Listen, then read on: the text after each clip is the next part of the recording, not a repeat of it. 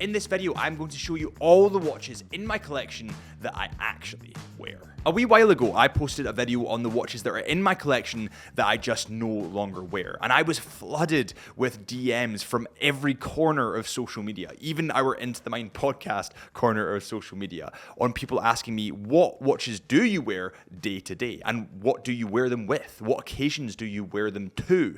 And that is what we're covering today. Welcome back to the Chisholm Hunter channel. My name is Harrison, as always. And before we start this video, I realized that 82% of you that watch these videos haven't yet subscribed to the channel. With that said, that number is starting to fall. You guys are genuinely subscribing, and I need to thank you guys so much for that. But if you could help me out and get that number a little bit lower and hit that subscribe button, I'd really appreciate it.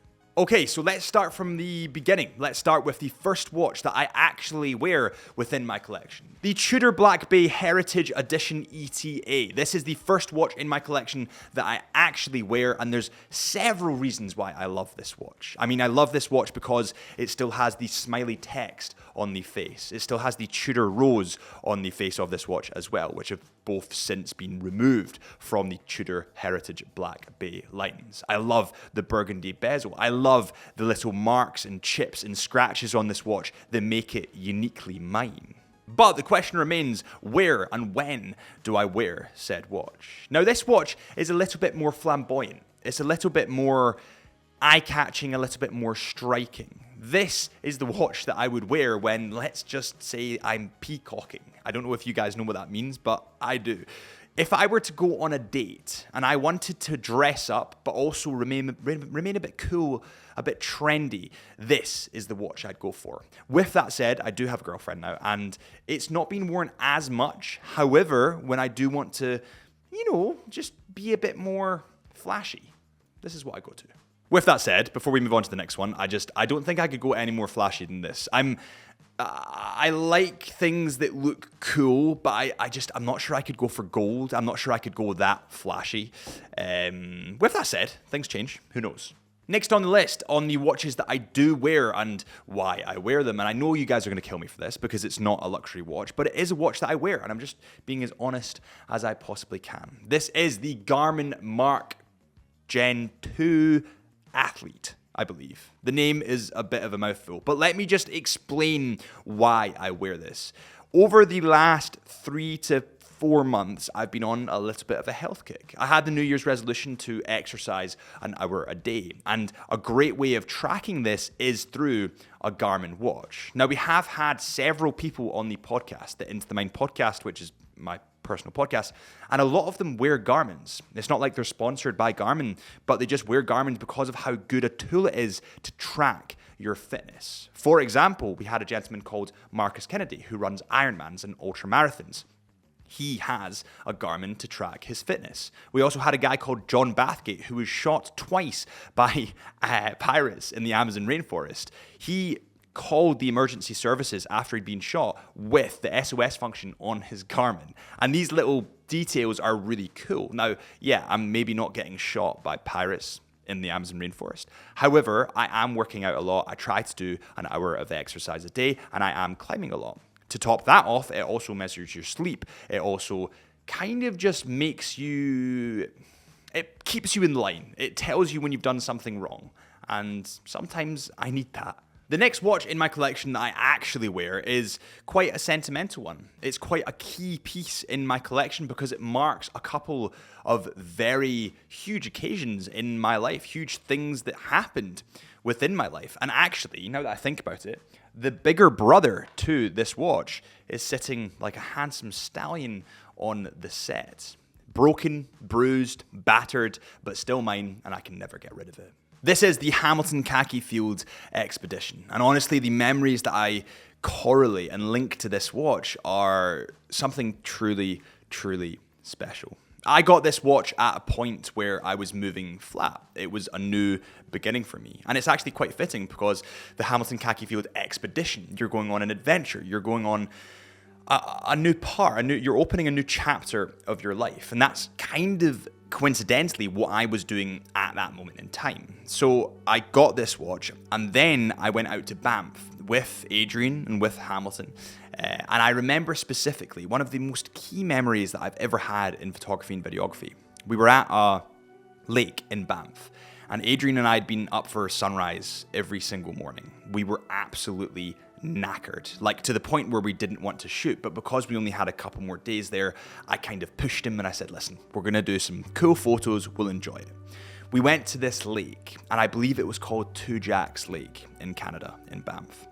We sat out, we waited for hours on end until the stars appeared, and guys, the stars lit up the night. But what's more than that is the stars reflected on this crystal clear lake with a mountain in the background. The Milky Way was out. Everything was perfect. Everything felt perfect. Everything was perfect. The weather, the stillness, everything.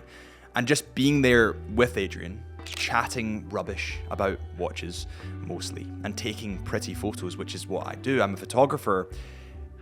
It just lives with me, and it will live with me forever, as will this watch. In terms of the specs, I mean, you guys will know most of the specs to this watch. It comes in at 37mm, has a fully rotatable compass bezel, which does work. However, I've not really used it. I actually took the NATO strap from the Big Brother, from the OG that's sitting to my left, and put it on this watch, and that makes it look pretty sexy. Yeah, this is a special one, guys. Before we move on to that next watch, it's time for the Chisholm Hunter tradition, which of course is the wrist check. What is on your wrist today? Please let me know in the comments. I would show you my watch, but I'm saving it till the end. It's a good one. And also, on that note, let me know in the comments the watches in your collection that you actually wear. How big is your collection? And what was the kind of percentage of watches that you actually wear? I was kind of horrified at mine. By the way, I totally forgot to say, in terms of wearability for the Expedition, this is my quote-unquote Expedition watch. Whenever I'm up in the Munros in Scotland, and it's something that I know will be a bit dirty, I know will be a bit grimy, and might potentially damage said watch, that is the watch I wear, because I do have another watch that I wear for the more serious expeditions. The next watch is one that you guys are going to be perplexed with, and it's because it was also featured in the video of watches that I own but don't wear. But hear me out. This is my Grand Seiko American exclusive. The dial is to die for. The polishing is to die for. The bracelet is okay.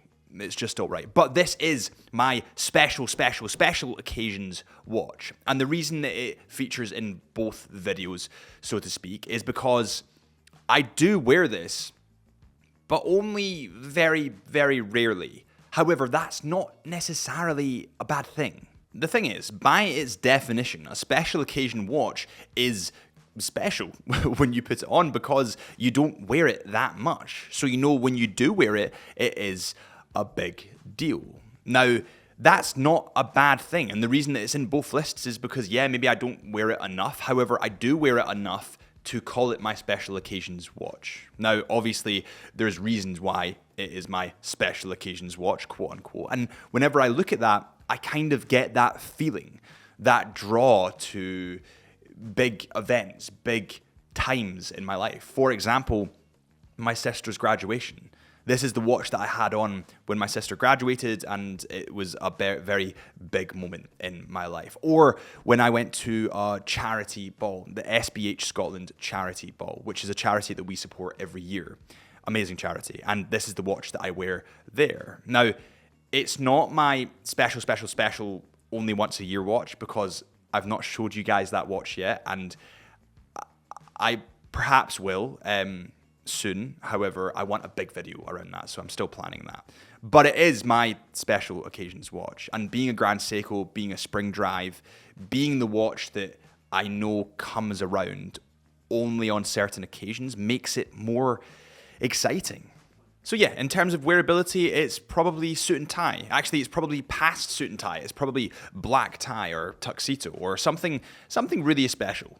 Weddings, charity events, big work dues, all that kind of stuff. It's good to have a special occasions watch. It makes you more excited to wear them.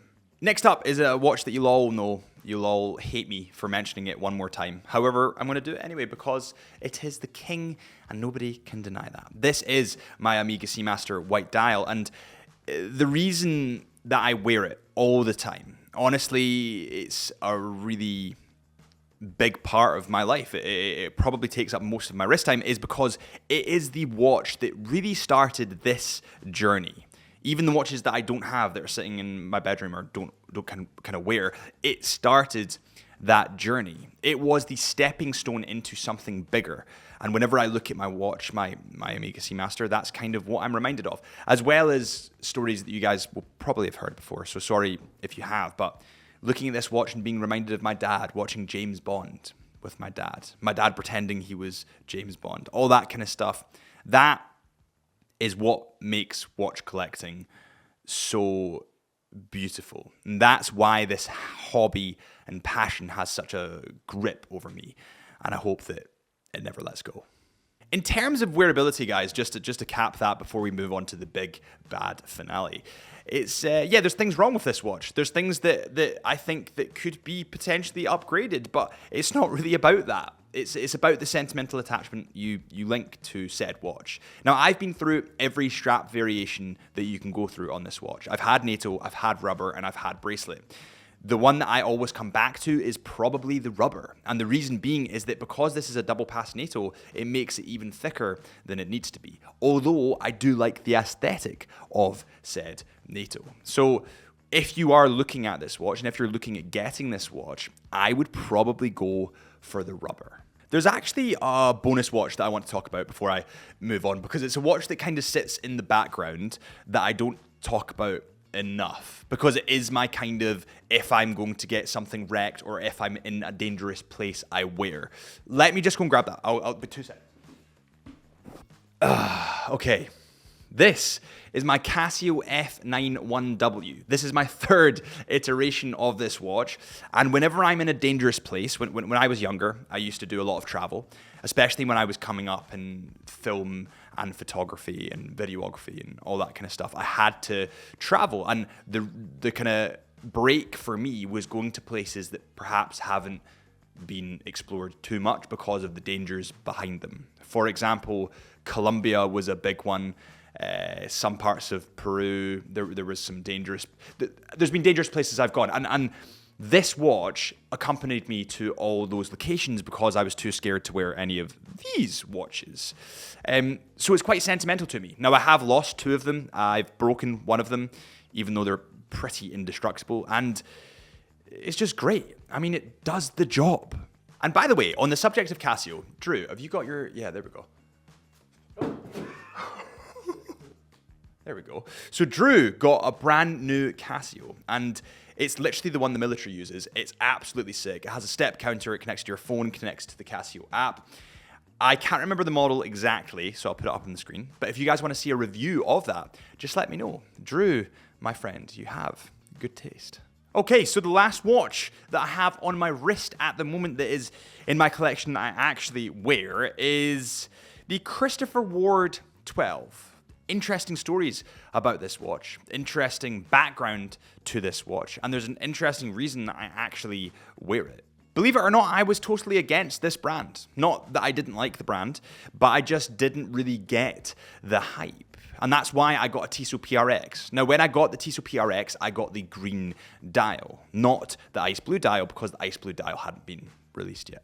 Now, what happened quickly after the green dial was bought by myself, the ice blue dial got released. And I instantly had buyer's remorse over this Tissot PRX. And to be honest, I felt a little bit perplexed. I was a little bit upset that I didn't just wait the extra couple of months. Now, Christopher Ward got in contact and said, would you like to review a 12? Not to keep it, just would you like to review one? And I said, yeah, I would like to review one because I want to see the quality difference to this watch, to the Tissot PRX. So I got one in, and the quality is second to none. I suppose it is almost double the price, but the quality is second to none. Now, after I did the review, which was what I love and hate about the Christopher Ward 12, Christopher Ward got in contact, and they said, listen, I know that you like that watch, and I know there's niggles, obviously, but we'd love to send you out a Christopher Ward 12, the Glacier Blue dial, because we know about the Tissot thing. And of course, as most people would, I said, yeah, sure, you can send this out. So they sent the watch out, and I got it on the wrist, and I legitimately haven't worn my Tissot since.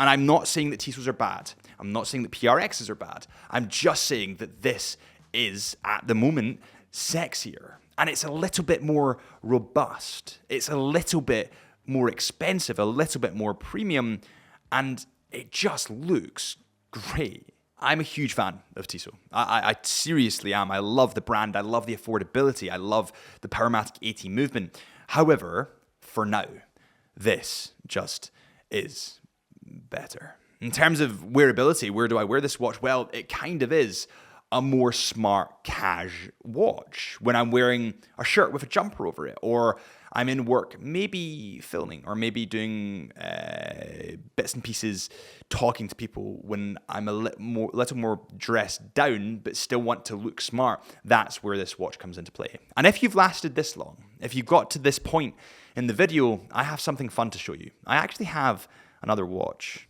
So this watch is a little bit too big for me to wear at the moment, but I have to tell you, I seriously wear it all the time. Let me get it for you. It's really close. How cool is this, guys? Hamilton sent me this out a couple of weeks ago because it replaces the OG that won't work anymore. This still works, and I've got it on the clock, on my wall as a clock, and I use it all the time.